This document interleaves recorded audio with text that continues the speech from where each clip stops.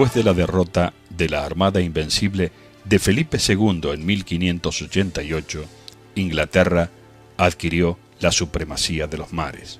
Con posterioridad, y aprovechando la Guerra Civil Española, se apoderó del Peñón de Gibraltar, que controla el tráfico marítimo entre el mar Mediterráneo y el Océano Atlántico.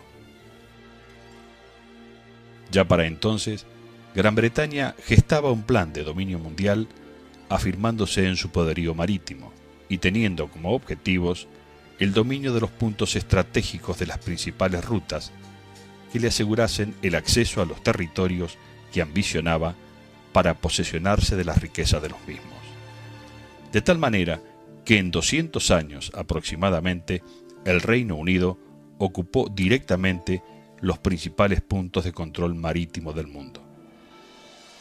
Siguiendo este razonamiento, Inglaterra, a través del tiempo, fue consolidando su proyecto imperial. Las islas del Caribe, entre 1612 y 1655, la isla de Santa Helena, en el Atlántico Sur, en 1673. Hasta entonces, si bien existía un predominio británico en los mares, España y Francia le disputaban a Inglaterra esa situación. En 1805, la flota franco-española va a ser derrotada por la flota británica en la batalla de Trafalgar. Este triunfo naval va a consolidar definitivamente el poder marítimo inglés y le va a permitir continuar con su plan de expansión y consolidación imperialista. Ciudad del Cabo en 1806. Ese mismo año, y siguiendo las líneas estratégicas de dominio mundial, se produce la primera invasión inglesa a Buenos Aires, la que fracasa y con mucho mayor poderío es vuelta a reiterar en 1807, consiguiendo el mismo resultado. Las fuerzas criollas rechazaron el intento de invasión británica. En 1816 ocupan la isla de Tristán da Cunha, en el Atlántico Sur. La importancia del comercio del Pacífico al Índico, aprovechando el dominio sobre la actual India y Pakistán, va a permitir a Inglaterra, mediante distintas maniobras y tratados, instalarse en Singapur, controlando el estrecho de Malaca, por donde circula el 90% del comercio Índico-Pacífico. Las comunicaciones entre Europa y Asia debían ser los más seguras posibles. Eso llevó a iniciar una influencia creciente sobre Egipto, que culminó con un protectorado que dio lugar a la expansión en el norte de África, en el llamado Sudán anglo-egipcio, en 1820, y que culminó recién en 1922, de tal modo que todo el Mar Rojo iba a ser vigilado por la Real Armada Británica. Quedaban algunos puntos sin ocupar, entre ellos las comunicaciones entre el Pacífico y el Atlántico, razón por la cual en 1833 imprevistamente ocupan por la fuerza las Islas Malvinas.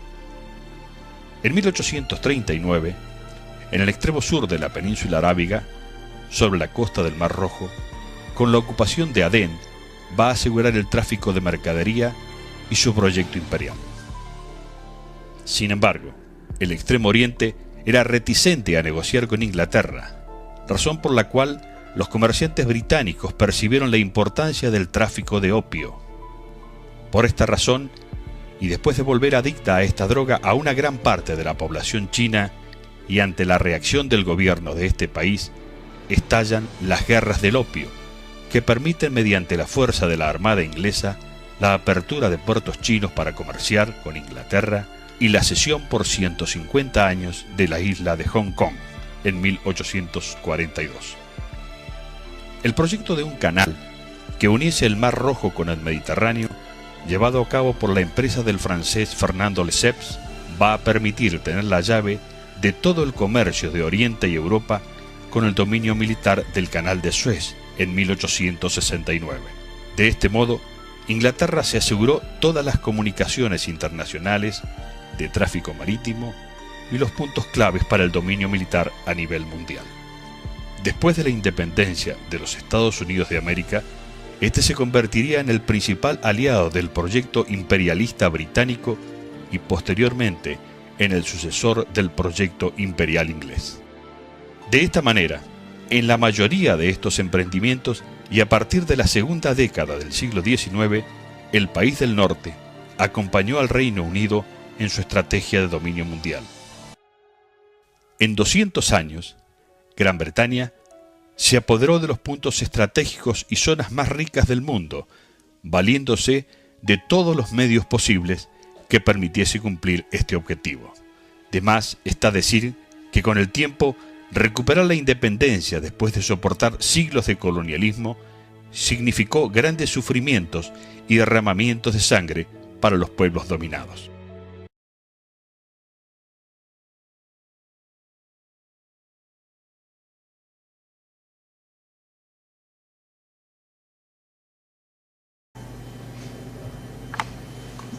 Pedro Ángel Villarreal, suboficial principal del ejército argentino. Estuve destinado como sargento en la provincia de San Luis. Después del curso me llegó el pase que yo siempre lo planifiqué, se hacía todos los años, 3 años seguidos, poniendo en el anexo 5 que me quería al norte, Santo Tomé Corrientes. Oh sorpresa, cuando estamos listos para salir al terreno, llegó boletín. Y cuando me leen a mí, me dice que me voy al grupo de artillería 9, Sarmiento, provincia de Chubut. Yo tenía 5 hijos y venía uno en camino, encima. Entonces pensé, digo, ¿qué me hicieron mis camaradas que me custodiaban? Tenía uno conocido que me manejó mi carrera, se llama suboficial principal Chapato, muy conocido en el Estado Mayor General del Ejército. Estaban los pases de oficiales y suboficiales. Conocía a todos los cuadros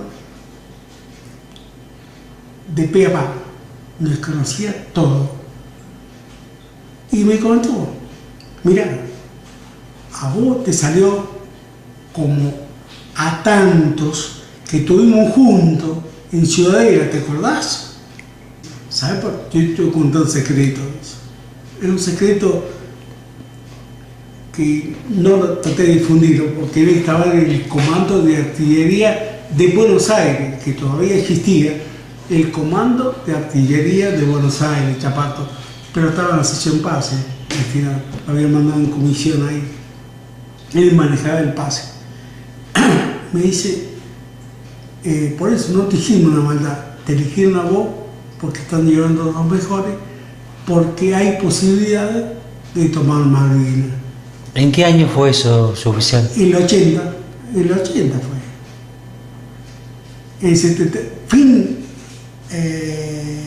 un poquito antes del 80, en diciembre, ya me dijeron la orden, tiene que presentarme. Y me mandaban a decir que fuera a recibir la casa. ¿Fin del 79? No, fin del 80. Fin del 80. El 80. ¿Y cuántas personas usted calcula que sabían de la toma de Malvinas en su unidad? Eso es impredecible, no se puede saber. Ahora, que nosotros, cuando vinimos, nos miramos todas las caras y yo le dije, ¿usted sabe una cosa? No. ¿Por qué no mandaron acá? No. Oficiales, amigos. A uno le dije que el comando del instituto, que había venido de la Cabral, al capitán Zúñiga. Le digo, Carlito, porque hay una guerra, lo mandaron acá. Según Chapato, sí, ¿qué dice? Que tomamos Malvinas. Pero no dijo ni ahora ni cuándo. Ni la hora ni el cuándo sabíamos. ¿Por qué, sin embargo, no se defendieron 120 hombres armados, más o menos, como pudieran haberlo hecho? Bueno, cuando un grupo de soldados no defiende un lugar es porque no se lo quiere. Porque si verdaderamente se lo quiere, se lo debe defender con su propia vida.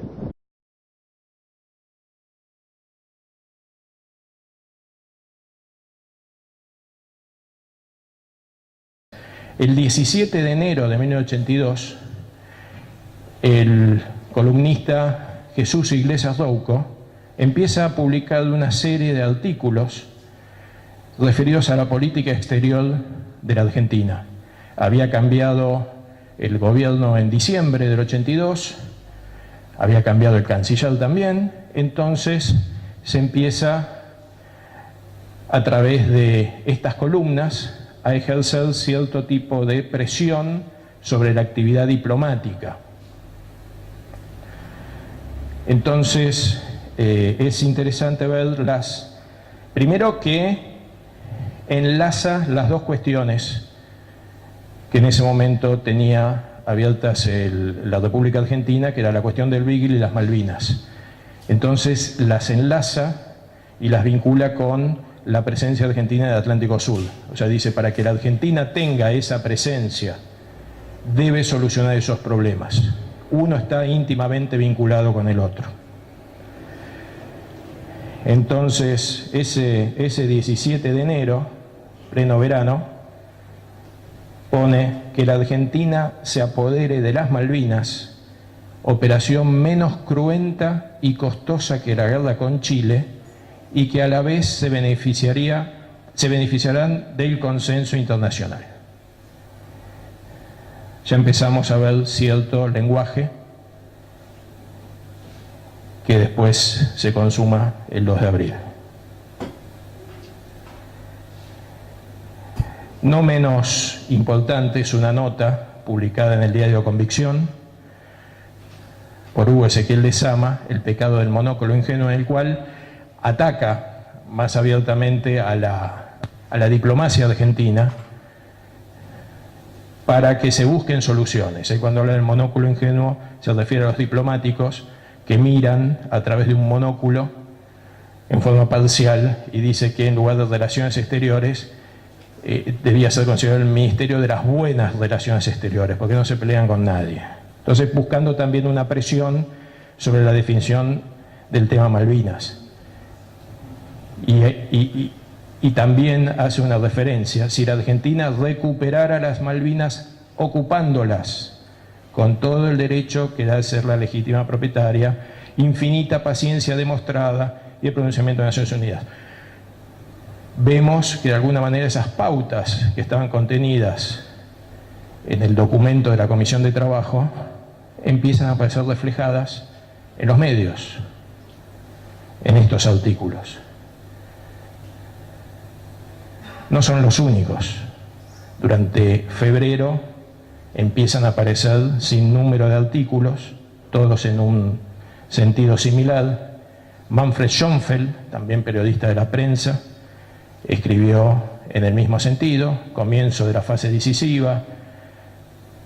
Otro, Manfred Schönfeld: nuestra política externa no puede estar sujeta a ninguna luz verde de Washington. Como decía, la Argentina tenía autonomía para tomar esas decisiones. General Osiris Villegas: Malvinas, pleito improrrogable, y más de Iglesias Rouco.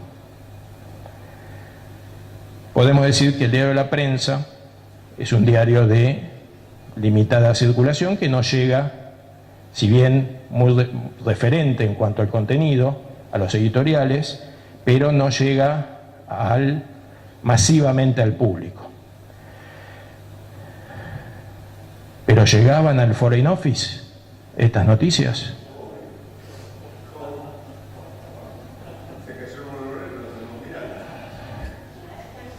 ¿Y qué lectura le daban en el Foreign Office a estas noticias?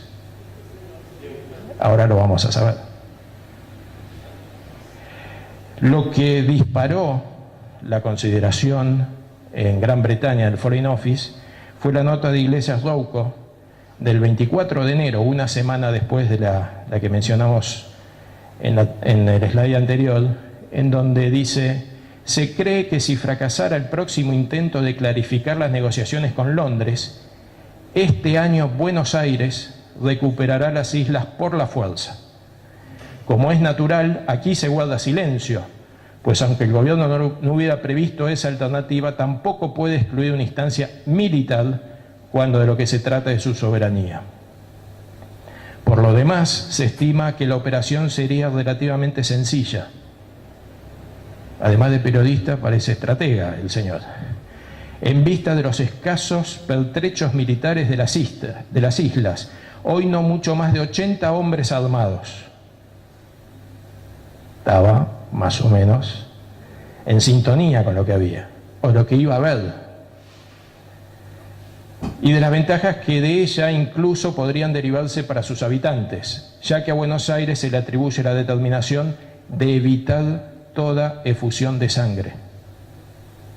Recordarán que fue una de las directivas que dio el almirante Búzal cuando hizo la arenga previo al desembarco, evitar el derramamiento de sangre, y de compensarlo generosamente por los inconvenientes de orden económico que acarrease el cambio de administración. Entonces acá ya es más directo Iglesias Rouco, ya no anda con tantas vueltas. La prensa, podemos decir que es un diario elitista, reservado a determinada clase alta en el país, pero encontramos que el 3 de febrero, la revista 7 Días, en tapa, le pido a los hombres que miren el titular en amarillo, ¿Argentina ocupará las Malvinas? 7 Días ya es un medio más popular, clase media, de mayor accesibilidad. Comento como anécdota, yo vi la propaganda de esta revista en un diario de febrero del 82, en la Biblioteca Nacional no está esta revista, aparecen varias del 82, pero no esta, y estuve 6 años buscando en Mercado Libre, librerías y demás, hasta que finalmente la conseguí, para saber qué decía atrás de este titular: Argentina ocupará las Malvinas. Ya es directo, ¿no?, el mensaje. Esta es la primera página del artículo, y en el cual también utiliza un lenguaje directo, además de hacer toda la reseña de los antecedentes históricos, siguiendo un poco la directiva que se bajaba desde enero del 82. Y entonces dice: o si los ingleses persisten en su sistemática dilación en una intervención armada que recupere para siempre esa porción de territorio nacional usurpada hace 149 años. Estamos a principios de febrero. O sea, fíjense la sucesión de artículos, sucesión de noticias que hablan en el mismo sentido. Un compañero mío de promoción fue el que llevó a la Santísima Trinidad, después del acuerdo con el MIT y con el Ministerio de Defensa británico, se cumplieron unas normas de qué se iba a poder desarrollar en el astillero Río Santiago para la finalización y la construcción y finalización de la Santísima Trinidad. El destructor Santísima Trinidad fue el buque bandera del 2 de abril. Y quien del muelle de alistamiento va a Portsmouth como comandante para terminarle la instalación en la Santísima Trinidad de los elementos que no habían brindado los británicos para ser incorporados acá, porque era un problema de ellos, era un control de seguridad de ellos. Lo digo porque a mí me tocó preparar el acuerdo con ellos, y cuando estuvieron en condiciones, esa 42, gemelo de la Sheffield, gemelo de la Hércules nuestra, ¿no es cierto? Fue a Gran Bretaña. Ahí le instalaron lo que ellos habían limitado a hacer aquí en el país. El día que finaliza, 1 o 2 días después, este compañero mío, el capitán de navío Castro, Nelson Castro, le pide una entrevista al almirante para saludarlo porque él zarpaba de regreso a la Argentina. Y el almirante le contesta que no, que lo invitaba a almorzar. No, lo despedimos, lo voy a invitar a almorzar. Así que venga el día tal, a tal hora, que vamos a almorzar acá. La creencia del capitán Castro es que estarían junto con otros comandantes de otros buques, de otros países que también estaban en Portsmouth. Y la sorpresa de él fue que el almuerzo fue entre el almirante, comandante del área de Portsmouth, y él. Y este almirante en un momento determinado del almuerzo, cuando ya estaban por terminar, le dice: dígame, capitán Castro, ¿cuándo invaden Malvinas ustedes? A Castro se le cayeron los cubiertos, ¿no es cierto? Y él dice: pero, señor almirante, no está, desconozco totalmente lo que usted dice, y me sorprende que me haga una pregunta de este tipo. Bueno, no, pero es como estamos siempre, es una pregunta que tómela como una chance, una cosa así. Castro demoró la zarpada, se fue a Londres y habló con el agregado naval y con la comisión naval nuestra. Y les puso la pregunta. Eso era en octubre, fines de octubre, última quincena de octubre, primeros días de noviembre, o última quincena de octubre, más o menos. No sé la fecha exacta. Y le sorprendió que en ese momento fuera tan impactante y directo un oficial superior con el grado de almirante manifestándole este detalle. Me contó realmente eso. Yo no estaba en el país, yo llegué el 8 de febrero, pero más o menos casi todos nosotros teníamos esa información que le había pasado a él. O sea que ya venían desde tiempo atrás. Sé que Galtieri fue bienvenido en Washington, lo de la personalidad majestuosa, eso lo tengo bien claro. Ahora, también sé que cuando comienza la agresión británica, el gobierno argentino de una posición nacional se planta y le hace frente primero a Gran Bretaña y después a la logística norteamericana. Entonces, creo que es una divisoria de aguas muy importante.